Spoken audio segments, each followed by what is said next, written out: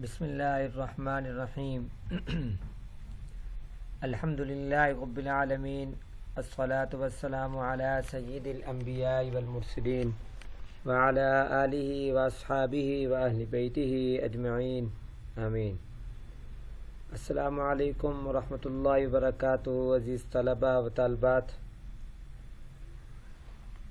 ہمارا سبجیکٹ اجتہادی research in the modern time, یعنی اسے کہہ سکتے ہیں عصر حاضر میں اجتہادی تحقیق۔ عزیز طلباء، ہمارے اس سبجیکٹ کے 6 لیکچر ہو چکے، آج ہم شروع کر رہے ہیں اس سلسلے کا 7واں lecture.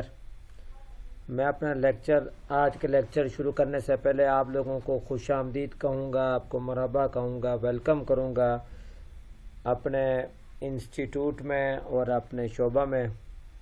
M Phil Islamic studies second semester کے طلباء و طالبات کو خوش آمدید۔ اجتہادی research in the modern time, یعنی عصر حاضر میں اجتہادی تحقیق، یہ سبجیکٹ ہمارا ہے، اور اس میں ہم نے اس پورے سبجیکٹ میں ہم نے دیکھنا ہے کہ اجتہادی تحقیق کس کس نوعیت کی اس وقت ہو چکی ہے اور کس نوعیت کی عصر حاضر میں ضرورت ہے، عصر حاضر تقاضا کر رہا ہے، اور پھر اس تحقیق کے لیے جو اجتہادی ذوق اور اجتہادانہ ضرورت ہے وہ کس حد تک ہمارے ہاں موجود ہے اور کیسے اس کی کمی کو پورا کیا جا سکتا ہے۔ بیسیکلی اس سبجیکٹ کا مقصد یہ ہے جو آپ کے سامنے میں ابھی عرض کر رہا تھا، اور اسی وجہ سے آپ نے غور کیا ہوگا کہ جو ہمارا سبجیکٹ ہے اس کے آؤٹ لائنز میں جو موضوعات تقسیم ہے وہ موضوعات ہمارے روزمرہ کے ہمارے معاشرتی زندگی کے جتنے بھی پہلو ہیں ان تمام پر تقسیم کیے گئے ہیں۔ مثلا کہ اسلام میں ریاست کا تصور، پھر معیشت کا تصور، پھر معاشرت ہے، اس کے علاوہ جو جدید مسائل ہیں معاشرتی حوالے سے وہ چیزیں، یہ اور اجتہاد بذات خود، یہ سارے موضوعات وہ ہیں جن سے ہمیں پتہ چلتا ہے کہ اس سبجیکٹ کے پڑھنے کا مقصد کیا ہے۔ پڑھنے کا مقصد یہ ہے کہ عصر حاضر میں کہاں اجتہاد کی ضرورت ہے اور اس ضرورت کو کیسے پورا کیا جا سکتا ہے، اور اب تک اس قسم کی ضرورت کو کیسے پورا کیا گیا، کہاں ضرورت ہے، کیسے پورا کیا جا سکتا ہے اور کیسے پورا کیا گیا۔ یہ 3 بنیادی سوال ہیں جو اس سبجیکٹ سے کے مقاصد میں سے ہیں۔ چنانچہ یہی چیزیں ہم پڑھ رہے ہیں، اسی وجہ سے ہم نے اجتہاد کا موضوع تفصیل کے ساتھ پڑھا، اور اس میں ہم نے مجتہدین کی اقسام بھی پڑھی، اجتہاد کا دائرہ کار بھی پڑھا، اس طرح مختلف چیزیں ہم نے پڑھی۔ اس کے علاوہ ہم نے اسلام میں ریاست کا تصور، مطلقاً ریاست کا تصور، اس کی ضرورت اہمیت پر ہم نے نظر ڈالی۔ آج کا ہمارا ٹاپک ہے جو کہ آج کل چل رہا ہے، معاشی مسائل۔ ان معاشی مسائل میں آج کا ہمارا موضوع ہے تجارت کی اقسام۔ پچھلے لیکچر میں عزیز طلبہ آپ کو یہ بتا دیا کہ معیشت کے سلسلے میں جو پہلو ہو سکتے ہیں، جو صورتیں ہو سکتی ہیں معیشت کی، ان میں وہ صورتیں آپ کے سامنے پیش کی تھی۔ وہ صورتیں ہیں مثلا نمبر 1 تجارت، نمبر 2 زراعت، نمبر 3 ملازمت، اور نمبر 4 معاونت، جس کا ہم نے نام دیا تھا کہ سروسز کہہ سکتے ہیں، ایجنٹ کہہ سکتے ہیں، اس قسم کی جو چیزیں ہیں۔ تو یہ بنیادی طور پر 4 ہیں، پھر ان کی ذیلی اقسام بہت ساری ہیں، جیسے تجارت کی اقسام بہت ساری ہیں۔ آج ہم تجارت کی اقسام پر مختصر بس یعنی جیسے نام جاننے کے حوالے سے ان پر نظر ڈالیں گے۔ تجارت کی اقسام یہ وہ تھی قسم معاش کی مختلف صورتیں: تجارت، زراعت، ملازمت اور معاونت۔ پھر تجارت کے اقسام میں ایک تو میں نے سب سے اوپر کی جو لائن لکھی ہوئی ہے، یہ وہ ہیں جو اصطلاحات ہیں جو تجارت کے میدان میں، تجارت کے باب میں یعنی تجارت کے حوالے سے جب بحث کی جائے تو وہ اصطلاحات جو بہت زیادہ استعمال میں آتی ہیں، یہ وہ لکھی ہوئی ہیں تاکہ پتہ چلیں کہ اس کی اصطلاحات کیا ہیں اس بحث کے۔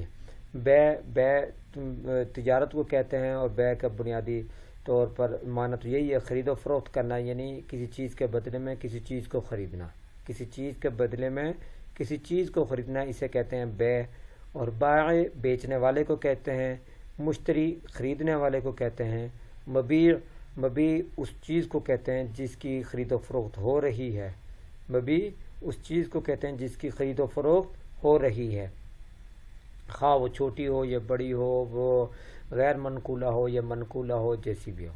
ثمن، اس کے بعد لفظ آتا ہے ثمن۔ ثمن کسے کہتے ہیں؟ ثمن مبیع کی اس قیمت کو کہتے ہیں جو بائع اور مشتری باہم طے کر لیں، یعنی خریدنے والے اور بیچنے والے کے درمیان جو قیمت طے ہو جائے اسے ثمن کہتے ہیں۔ ثمن کسے کہتے ہیں؟ خریدنے والے اور بیچنے والے کے درمیان جو بھی قیمت طے ہو جائے اسے ثمن کہتے ہیں۔ ثمن اور آگے قیمت آ رہی ہے، قیمت کا معنی بتاؤں گا، پھر آپ کو ثمن اور قیمت کا دونوں کا موازنہ ہو جائے گا، سمجھ آ جائے گی۔ قیمت اس قیمت کو کہتے ہیں، اسے کہتے ہیں قیمت کہ جو طے شدہ قیمت ہو کسی بھی چیز کی، کسی بھی چیز کی طے شدہ جو قیمت ہے اسے قیمت کہتے ہیں۔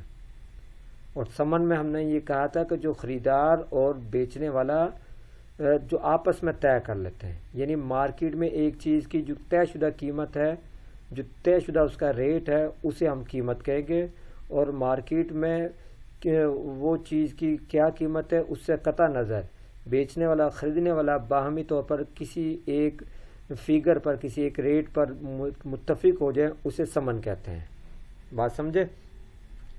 رأس المال، رأس المال کسے کہتے ہیں؟ اصل مال کو، اصل مال کو رأس المال کہتے ہیں۔ یعنی عام طور پر یہ چلتا ہے نا کہ اگر اس کی مثال دوں آپ کو سمجھنے کے لیے کہ باہم مشترک کسی نے مشارکہ کے ذریعے بزنس کیا ہے، تجارت کی ہے، یعنی دونوں کا پیسہ لگا ہے، اور پھر اس کے بعد منافع آتا رہا، منافع تقسیم ہوتا رہا، فلاں اس طرح سلسلے چلتے رہے، تو اس میں کہیں گے کہ جب یہ بزنس شروع کیا تو اس میں راس المال کیا تھا؟ کیا مطلب کہ جو بنیادی قیمت، بنیادی سرمایہ جو انہوں نے اس میں لگایا تھا، بنیادی سرمایہ، وہ راس المال ہے۔ یعنی جو چیز ایک چیز ہے اس کا ایک نفع ہوتا ہے، ایک اصل چیز ہوتی ہے، یعنی اصل سرمایہ ہے۔ جو اصل سرمایہ ہے پیسہ، اسے راس المال کہتے ہیں، اس پر جو نفع ہوگا وہ پھر اوپر کی چیزیں ہوتی ہیں۔ رب المال، رب المال کہتے ہیں جس کا مال ہو،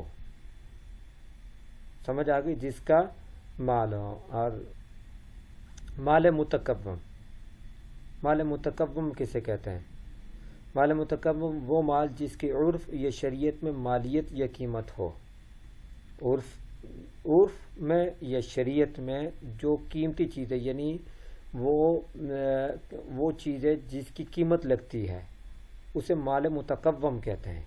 بعض دفعہ ایسا ہوتا ہے نا وہ چیز جس کی قیمت ہی نہیں ہوتی، یہ نہیں میں کہہ رہا کہ وہ انمول ہوتی ہے، انمول نہیں مراد یہ ہے کہ ایسی گری پڑی چیز، گری پڑی مطلب فضول چیز ہے جس کی کوئی قیمت ہے ہی نہیں، تو اسے ہم مال متکوم نہیں کہیں گے۔ جس کی خواہ 1 روپیہ قیمت ہو یا 100 روپیہ یا 1000 روپیہ قیمت ہو، اسے مال متکوم کہتے ہیں، یعنی عرف میں یا شریعت میں جس کی مالیت یا قیمت ہو۔ ٹھیک ہے، یہ تھی وہ اصطلاحات جو عام طور پر تجارت کے باب میں، تجارت کی بحث میں استعمال ہوتی ہیں۔ اس قسم کی کچھ اور بھی ہوں گی تو آگے چل کے آ جائیں گے۔ اس کے بعد ہے بیع مقایضہ۔ بیع مقایضہ کسے کہتے ہیں؟ بیع مقایضہ کہتے ہیں ایک چیز کو دوسری چیز کے عوض فروخت کیا جائے، ایک چیز کو دوسری چیز کے عوض فروخت کیا جائے۔ یعنی آپ سمجھتے ہیں کہ جو پرانا دور تھا جس میں یہ کسب معاش کا دوسرا درجہ آیا، دوسرا قدم آیا کہ چیز کے بدلے میں چیز کو لیا جاتا تھا، اور کرنسی کی ابھی دنیا نہیں بنی تھی، کرنسی کی صورت ابھی نہیں بنی تھی، تو اس وقت بیع مقایضہ کی جاتی تھی۔ ٹھیک ہے، ایک چیز کو دوسری چیز کے عوض فروخت کیا جائے۔ اس کے بعد بیع تعاطی، بیع تعاطی اس کو کہتے ہیں کہ جس کے اندر جو مبیع ہے یعنی خرید والی چیز، اس کی ایک طے شدہ قیمت ہوتی ہے، اور بائع اور مشتری وہ آپس میں بہم معاہدہ اور بہم وہ نہیں کرتے، معاہدہ یا بات چیت نہیں، ایجاب و قبول نہیں کرتے، اس کو ایجاب و قبول کرنا چاہیے، بہم ایجاب و قبول نہیں کرتے ہیں، چونکہ قیمت طے ہے تو مشتری اس چیز کو لے لیتا ہے اور بائع اس کے بدلے میں پیسے لے لیتا ہے۔ اسے کیا کہتے ہیں؟ بے تعاتی۔ اس کی مثال ایسے بھی ہے جیسے ہم آج کل کے جو سپر مارکیٹ ہیں، جو بڑے سٹور ہوتے ہیں جن پر چیز کی قیمت لگی ہوتی ہے، ہم وہ چیز اٹھاتے ہیں، کاؤنٹر پر آتے ہیں اور پیسے دے کے باہر آ جاتے ہیں، حالانکہ وہاں بیچنے والے خریدنے والے کے درمیان کوئی بھی ایجاب و قبول نہیں ہوا۔ جبکہ بیع تو بیسیکلی بنیادی طور پر ہے یہ کہ جس میں بائع اور مشتری کا ایجاب و قبول ہو۔ بائع یہ کہتا ہے کہ میں تجھے یہ چیز اتنے میں بیچتا ہوں، اور مشتری کہتا ہے مجھے یہ چیز اتنے میں قبول ہے، یا مشتری ایجاب کرے اور بائع اس کو قبول کرے۔ تو بیع تعاتی میں ایسا نہیں ہے۔ بیع سلم، بیع سلم کہتے ہیں کہ کسی چیز کو مستقبل میں بیچنا، لیکن مقررہ قیمت کے ساتھ اور مقررہ وقت پر، مقررہ قیمت کے ساتھ اور مقررہ وقت پر مستقبل میں بیچنا، یعنی اس کا جو اس چیز کا قبضہ ہوگا، مبیع کا جو قبضہ ہوگا وہ قبضہ مستقبل میں آئے گا، خواہ پیسے اسی وقت وصول کر لیے جائے، لیکن اس میں یہ ضروری ہے کہ وہ کیا ہو، مستقبل میں جب بھی وہ چیز ہو تو اس کا ڈیلیوری ڈیٹ بھی ہو اور پیسے بھی طے شدہ ہوں۔ اسے بیع سلم کہتے ہیں۔ یہ وہ چیز ہے جو ہم آن لائن پرچیز کرتے ہیں، یہ بھی اسی میں سے آتا ہے، بیع سلم۔ اسے کیا کہتے ہیں؟ بیع سلم، یہ آن لائن پرچیزنگ جو ہم کرتے ہیں۔ بیع صرف، بیع صرف کہتے ہیں زر کے مقابلے میں زر، زر کے مقابلے میں زر، مطلب جیسے سونے کے بدلے میں سونا خریدا، چاندی کے بدلے میں چاندی خریدی، یہ سونا اور چاندی زر ہے۔ اسی طرح یہ جو ہم کرنسی ایکسچینج کراتے ہیں، کرنسی جو ایکسچینج ہوتی ہے ہماری، وہ بیع صرف کہلاتی ہے۔ یعنی آپ نہیں جانتے کہ یہ جو گولڈ مارکیٹ ہوتی ہے اسے صرافہ بازار بھی کہتے ہیں، وہ یہی صرف سے نکلا ہے، بیع صرف، صرافہ بازار، ٹھیک ہے، کیونکہ وہ زر کی خرید و فروخت ہوتی ہے، اور زر اس وقت عرف کے اندر جو زر والی چیزیں ہیں وہ یا تو سونا چاندی ہے یا کرنسی ہے جو نوٹ کی شکل میں ہے، تو وہ سارے بیع صرف میں آئیں گے۔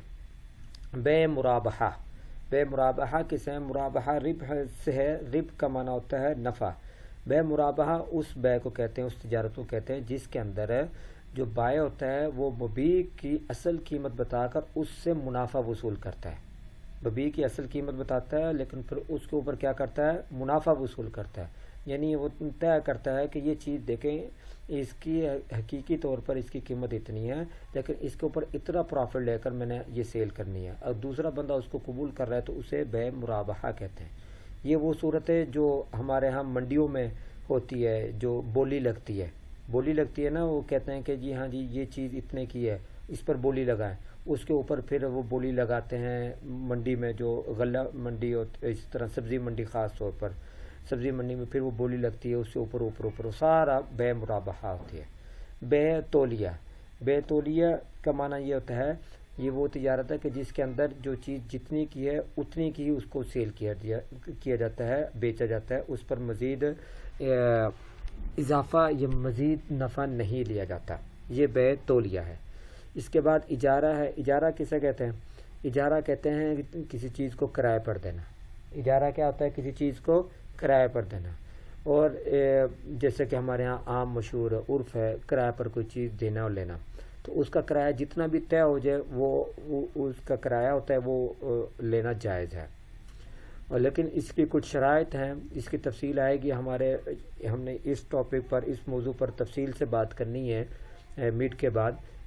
صرف اتنا بتا دوں، اجارہ میں یہ چیز ضروری ہے کہ اس کا اجارہ یعنی کرایہ جو ہے وہ ہو جب ایجاب و قبول ہو رہا ہے، یعنی جب معاہدہ طے پا رہا ہے اسی وقت طے ہو جائے کہ اتنا کرایہ ہوگا۔ یہ نہ ہو کہ اگر آپ یہ چیز 2 دن استعمال کرتے ہو تو اتنا کرایہ، 4 دن استعمال کرتے ہو تو اتنا کرایہ، آپ ٹھیک ہے آپ 2 دن کے لیے چیز لے جاؤ، 2 دن میں واپس کر جاؤ گے تو آپ کو اتنا کرایہ پڑے گا، اگر 2 دن سے اوپر کر دیا تو آپ کو کرایہ زیادہ پڑ جائے گا، پھر یہ سود ہو جائے گا، یہ پھر اجارہ غلط ہو جائے گا، اس کی اجازت نہیں ہوگی۔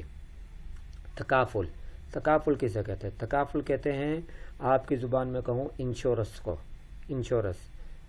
تکافل کفالت سے ہے۔ کفالت کا معنی یہ ہوتا ہے، آپ جانتے ہیں کہ کسی کا خیال کرنا، اس کو کسی کا کفیل بننا، تو تکافل میں یہ لوگ ہوتے ہیں، کچھ لوگ وہ کہتے ہیں آپ ہمیں کچھ پیسے جمع کراتے رہو، ہم اس کے بدلے میں آپ کو یہ سہولتیں دیں گے، وہ پھر اور پیسہ بھی آپ کا ہم استعمال میں لائیں گے، اس پیسے سے بھی آپ کو منافع ملے گا اور اس پیسے کے بدلے میں آپ کو کچھ سہولتیں بھی ملیں گی۔